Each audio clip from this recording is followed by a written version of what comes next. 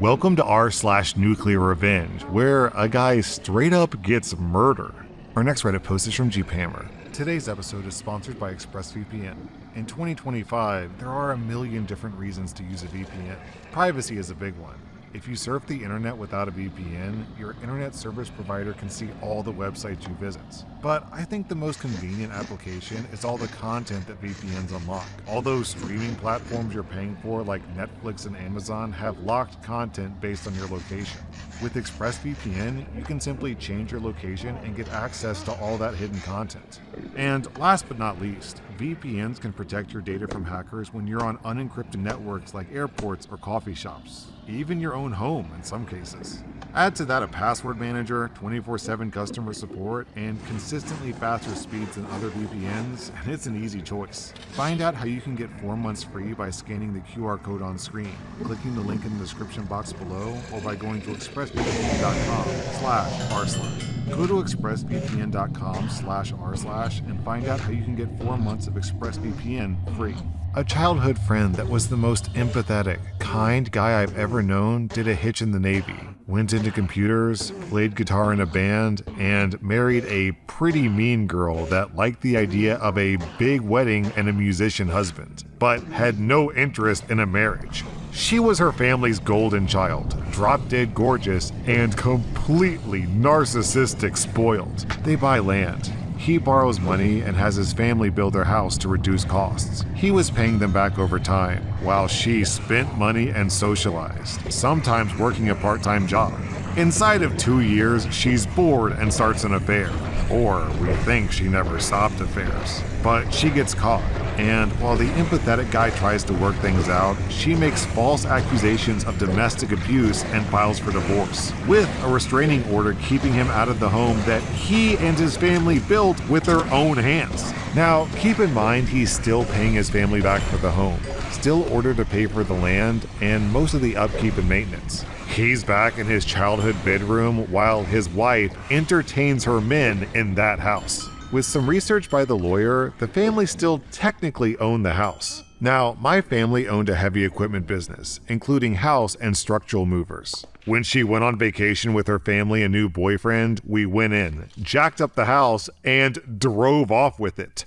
Repossessed. The structure itself wasn't covered in the court order, just the mortgaged land. She had legal claim to the land, her name was on the mortgage, but the structure appeared nowhere in the deed, and there was still money owed on most of the materials and labor, so it was simply repossessed. Now, the judge wasn't happy at all, but it wasn't illegal to repossess since the land mortgage was the only thing that he was court ordered to pay. She came home to a foundation, pipes, and wire sticking out of the ground, and a crummy used yard barn with her personal possessions in it. Now, it wouldn't be nuclear if it stopped there. And since the main character of this story has recently passed away, I can tell more. We had a guy we called Big Bob, and the name fits. Everyone probably knows someone that defies jail, death, is a walking demolition crew, and in fact, we called him Demolition Man for a while after the movie. Apparently, someone had put huge dildos smeared with dried whipped cream crust in her possessions found when her dad and friends came to get the rest of her possessions out of the yard barn. There were also extreme insertion adult content and bestiality adult content magazines, bongs shaped like dicks, etc. Someone had used her pictures in dating magazines, this was pre-internet, for a paid escort with her phone number.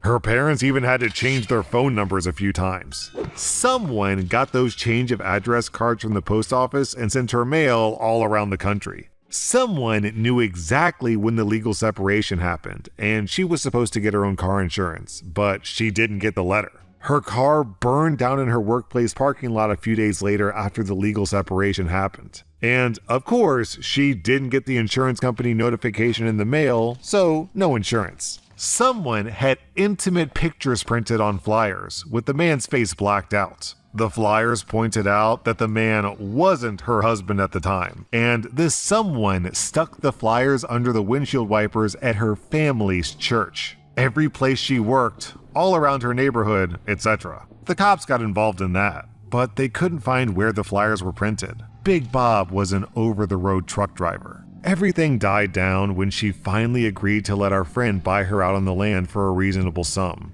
as in paying for it twice, and dropped the restraining order. Less than a week after he had a clear title, the house showed back up right where it was before. Since it was still on the steel used to move it, all we had to do was stick a truck back under it, take it back, and hook it up. This was until she decided to marry a guy from a hardworking family that were doing well. She love-bombed this poor, hardworking sap. He never knew what hit him. She had a bachelorette party with her pretty, mean girlfriends at a local recreation lake, and rubbed it in that her bachelorette party was going to cost more and be better than her wedding to my friend. I think that's what cued the nuclear revenge. The flyer showed up all over the new husband's bachelor party, which was at his parents' house with family. And her bachelorette party got busted for drugs, where they found several people in various stages of undress, including the bride-to-be, and quite a bit of drugs, bunches of alcohol, etc. When the wedding blew up, the wedding dress from the first marriage to our friend showed up on a scarecrow with a pentagram on the front, with what looked like blood, but was actually paint, on it in her front yard. No one even missed the wedding dress from the first wedding until then. Every time she worked somewhere, every time she dated someone seriously, the flyers showed back up. She finally gained about 50 to 70 pounds and quit trying to date seriously. She married a fat truck driver eventually. Rest in peace, Big Bob. You were one hell of a friend, and we're all gonna miss you.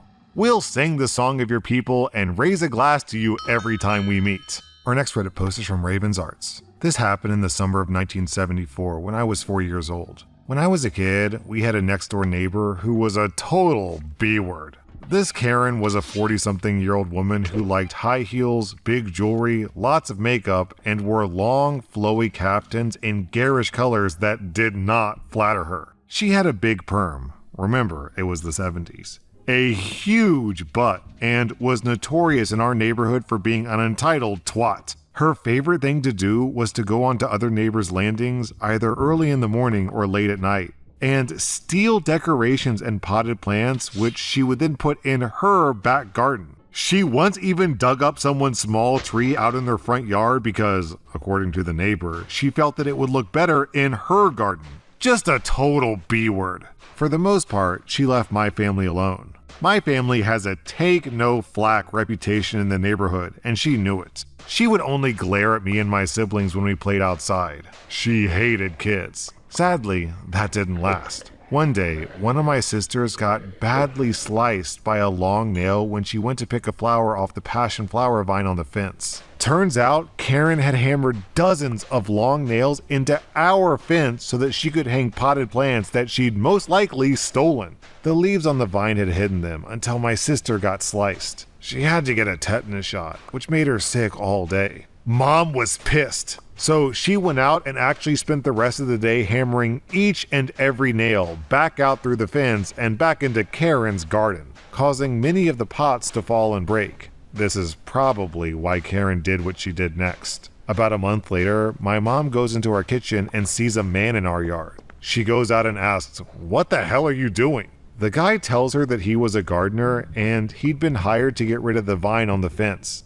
Mom asked him who had hired him to do this. "The owner of the fence," he told her, and gestured to Karen's house. Mom told him, calmly, since none of this was his fault, that it wasn't Karen's fence and that she was the owner. The poor guy was horrified. However, the damage was done. He'd already cut into the hardwood and the roots, and now our vine was dead. After the poor guy left, Karen stiffed him, we found out later. Mom went to Karen's house and confronted her. Karen didn't even deny it. She just laughed in my mom's face and said, "I did it, so what? It's not like you can do anything about it," then sauntered back into her house. She just messed with the wrong family. 2 days later, Karen went on a 2-week vacation with her husband, a butthole, to Cabo.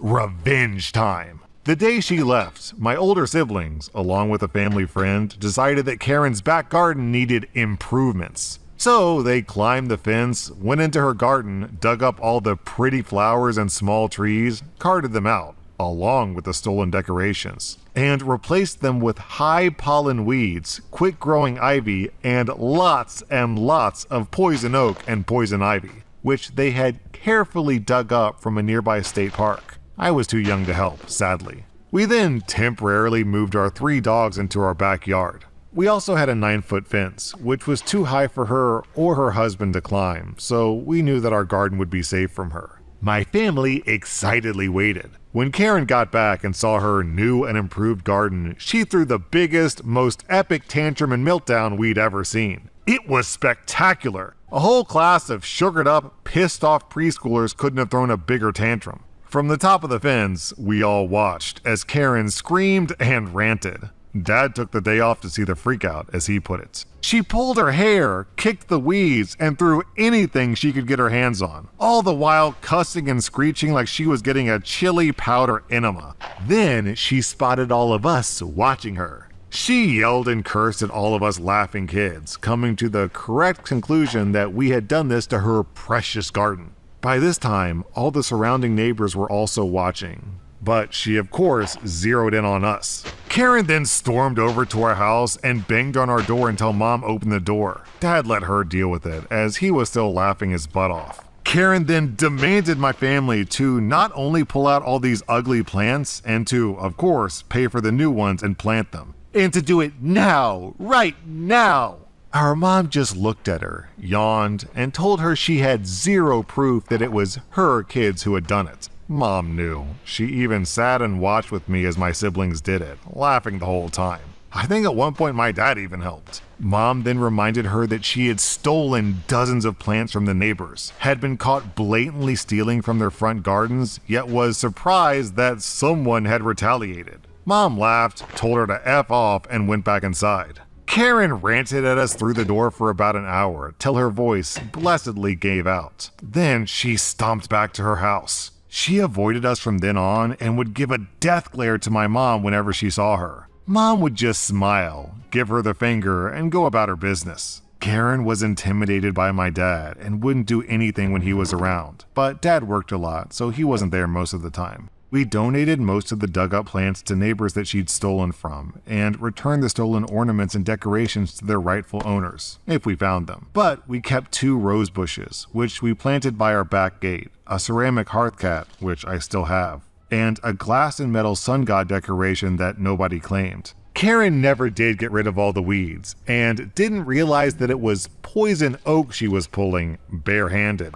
until she and her husband got horrible rashes over a third of their bodies, and, I was told, in some very unfortunate places. How dumb do you have to be to steal from someone, taunt them in their face, and then leave for a 2-week vacation expecting nothing to happen to you?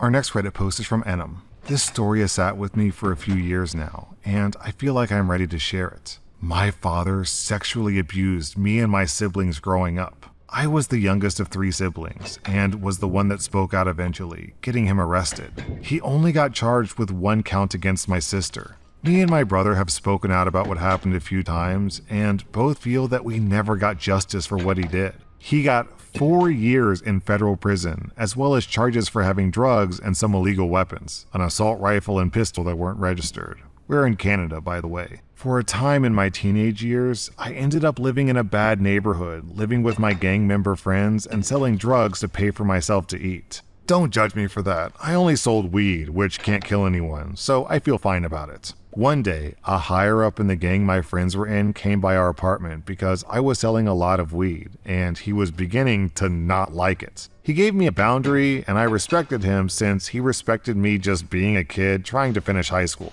This higher up, Greg, would come by once a week to check in, but not in a bad way. Greg actually helped me out, so a month after meeting him, I didn't need to sell anymore. He helped with bills and groceries. When I asked him why, he told me that he knew my dad was in jail. The following story is what I remember from what he told me. The prison confirmed this story when I asked after I turned 18. Greg had been in prison for 3 years when my dad arrived at the prison.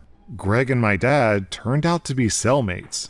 Greg explained to me that my dad never seemed right, and over a year he managed to gain his trust. My dad revealed to Greg that he wasn't caught for assaulting multiple people in his charge, but didn't actually tell Greg what he did. Greg, being in a semi-powerful gang, used his connections to find out exactly what my dad did. Greg didn't want to ruin getting out one day, so all he did was tell the more respected prisoners who would never see freedom again and who do not have morals. My father was sexually assaulted, beaten, burned, stabbed, and beaten again for months before he died. All I can say is, I wish it lasted longer. Greg put the pieces together and looked out for me for 2 years when I had no one. Greg got me the justice that me and my siblings really deserved. It's maybe not nuclear, but when I think about the months of torture he endured, I feel those prisoners got better revenge than I could have ever gotten. I'm great now. Greg is kind of like an old crazy uncle now that he got shot in the arm and he gave up the gang life. OP, how do you think this isn't nuclear revenge? The guy got tortured and killed. It doesn't really get much more nuclear than that. That was r/nuclear revenge, and if you like this content, check out my podcast where I publish the exact same episodes. Also, hit that subscribe button because I put out new Reddit videos every single day.